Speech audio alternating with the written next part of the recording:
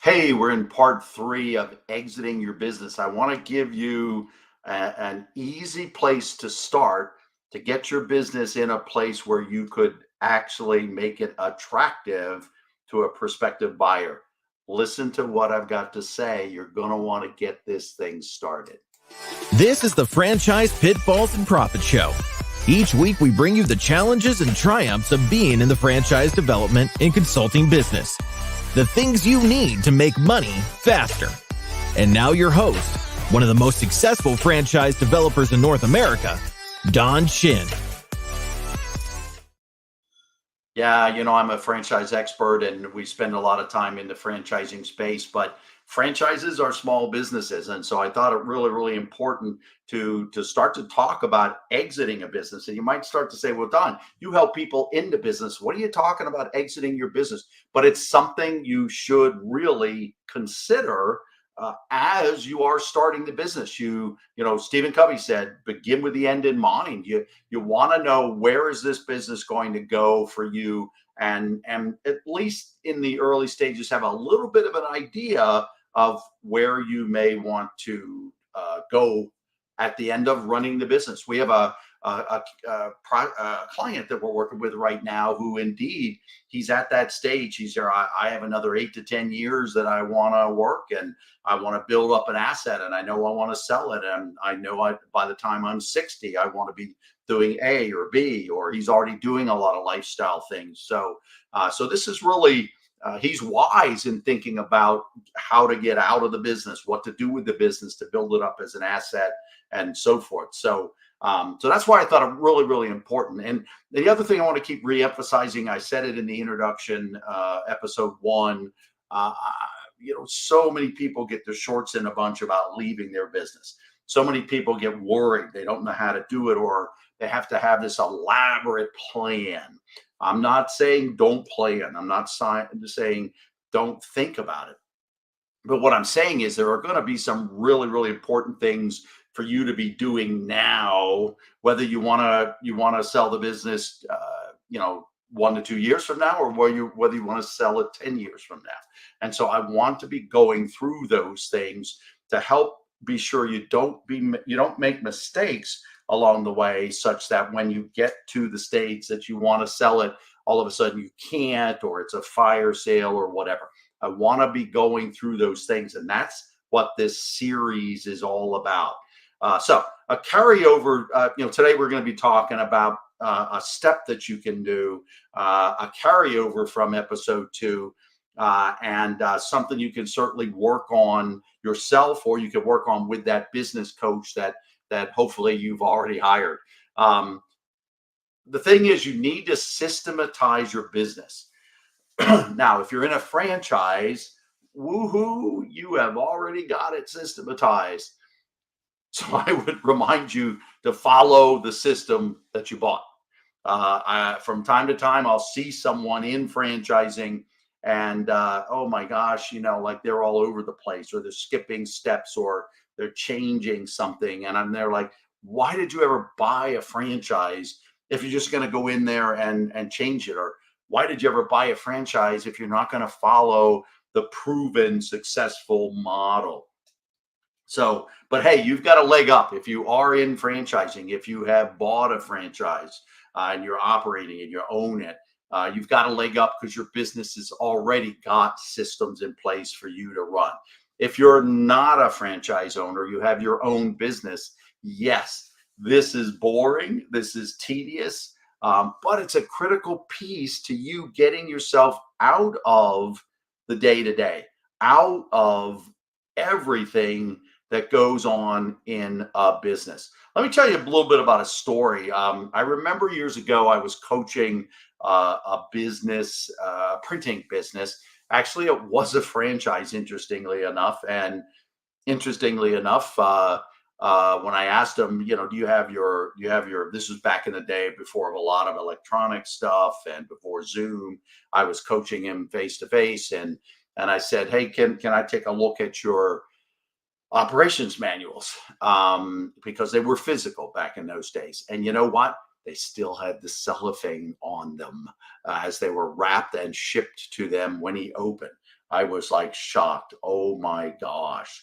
This guy's been running this business solely from whatever training he got, and he's been flying by the seat of his pants. Anyway, um, when I was coaching him, he would close the door to his office, and yet constantly people were interrupting. And they didn't even knock, honestly, they just kind of barged in. And they would ask some of the most basic questions about what to do with something that they were in the middle of or working on. If there had been better systems in place, any real following of systems in that case in the franchise, they could have answered half, two-thirds, three-quarters of those questions themselves. They could have just gone to work every day and know what they had to do, and only where there was a crossroad or something unique that wasn't able to be handled by the system, then that's what you would bring to the manager or to the owner. As an owner of a business, you pay them to work, you pay them to perform a function, you pay them to perform certain duties. So really, if you've created the business to where you are the center of the business, then are you getting your money's worth out of the people if they have to constantly ask you questions before they perform their job? So systems will be part of what you want to work on with that coach. But honestly, you can start to do some things on your own.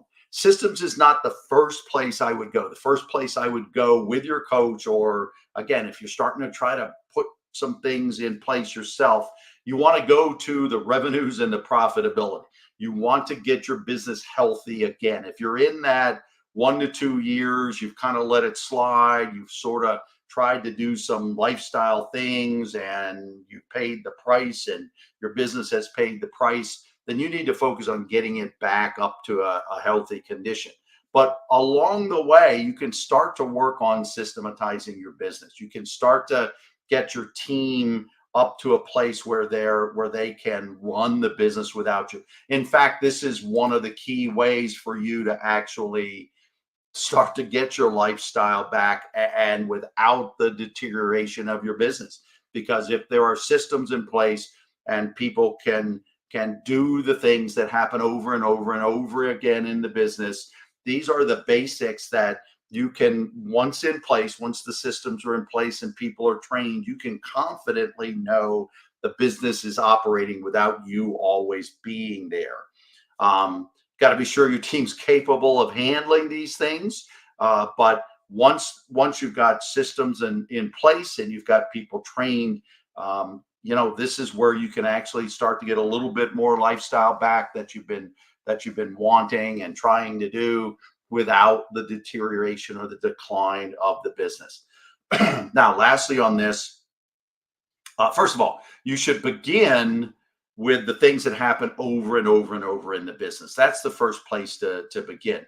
The second thing is document all of these things. You don't want it to just be in people's heads. You don't want all these systems and processes just to be in your mind either.